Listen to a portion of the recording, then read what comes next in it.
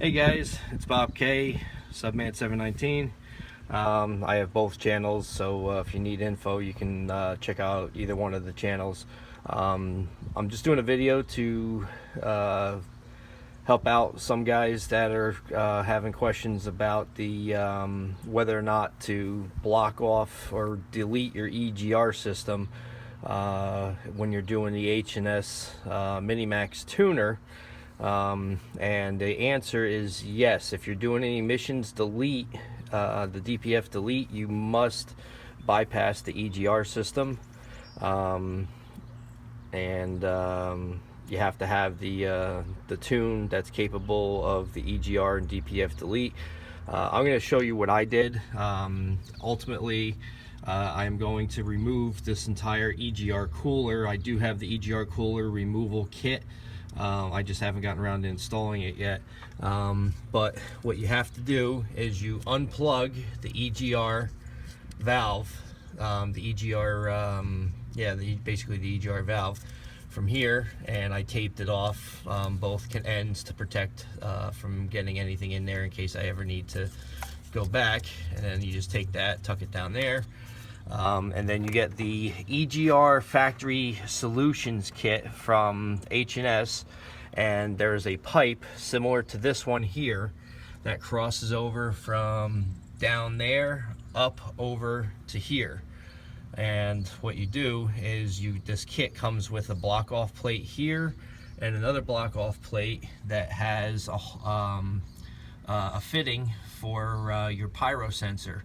So you have to block off here, you block off down here, and then you take this pyro sensor, which is mounted down in your, there's 3 pyro sensors, I think 2 or 3 pyro sensors and a couple other sensors down in your factory DPF. You remove one of the pyro sensors, make sure you're grabbing the correct one and not the non-pyro sensor, and then you put some anti-seize on the threads, because these will fail from the I've already had 2 fail from the high exhaust temp readings, because it's much higher up here than, because you're taking the temp right from your exhaust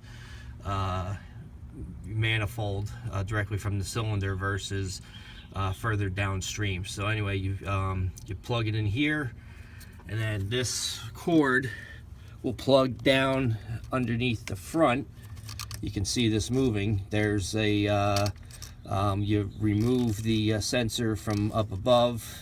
I believe there's a sensor in the pipe. I'm not sure, I don't remember, it's been a while. It's been like 4 years since I did this, but you relocate it to the harness down here. You can see where it's moving. So it crosses over, and then what this will do, you only need Pyro 1. You don't need both Pyro sensors in there. And what that will do is it allows you to get proper exhaust readings for the tuner, and then it'll allow the tuner to defuel when its exhaust temps get too high. Originally, the factory setting for the H&S is about I think it's about 1350 degrees, which is way too hot. It keeps burning out the pyro sensors. So I detuned it. I changed the setting down to 1250, and we'll see how that goes, because like I said, I've already gone through 2 sensors. You can buy them from Tasca parts. If you go through all the sensors that are downstream in the DPF, you can get sensors relatively inexpensive. I believe they're about $25–30 a piece. Don't quote me on that. From tascaparts.com, TASCA parts.com, and like I said, you can get the sensors relatively inexpensive and swap them out. But anyway, like I said, it is mandatory that you do that, otherwise your system will not run correctly, because it does not get proper EGT readings. So hope this helps.